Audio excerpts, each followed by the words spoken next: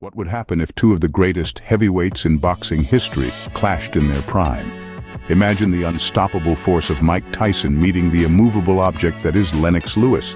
Both men, legends in their own right, but who would emerge victorious if they met at the peak of their prowess? First, let's delve into the physical dimensions that set these two warriors apart.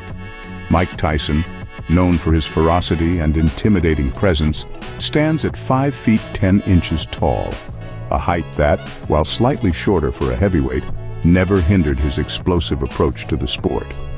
His build, compact and muscular, allowed him to generate fearsome power and speed. On the other hand, Lennox Lewis towers at 6 feet 5 inches, using his height and 84-inch reach to dominate opponents from a distance, his jab a tool both of defense and attrition. Turning to their styles, Tyson terrorized the boxing world with his aggressive swarming technique. A disciple of the peekaboo style taught by the legendary Cus D'Amato, Tyson's strategy was to close in on his opponents quickly, unleashing powerful hooks and uppercuts that often sent adversaries to the canvas within the early rounds.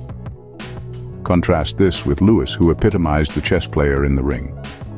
His approach was methodical, calculated, often using his superior reach to keep opponents at bay, breaking them down with precise, powerful strikes when opportunities presented themselves. Throughout their illustrious careers, both men amassed significant achievements. Mike Tyson became the youngest heavyweight champion in history at age 20, instilling fear and awe with his quick, brutal knockouts. His resume boasts victories over some of the most formidable names in the sport during the late 1980s.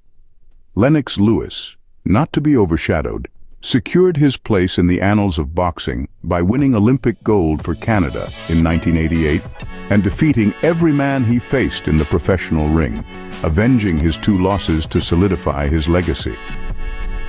Considering their strengths and weaknesses, Tyson's Achilles heel was often found in bouts that extended beyond the middle rounds, his explosive energy waning as the fight wore on. Lewis, while sometimes criticized for a cautious approach, rarely found himself unprepared, his endurance and strategic mind keeping him in control of the longer fights. Now, to the ultimate question, who would win in a clash of these titans, each in the zenith of their ability?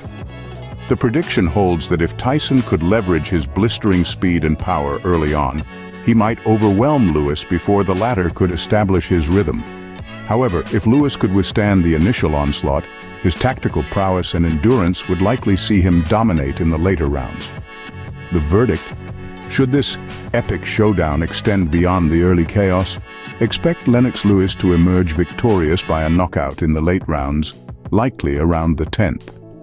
His ability to adapt and capitalize on his physical and strategic advantages would ultimately tip the scales in his favor against the ferocious yet less enduring Tyson.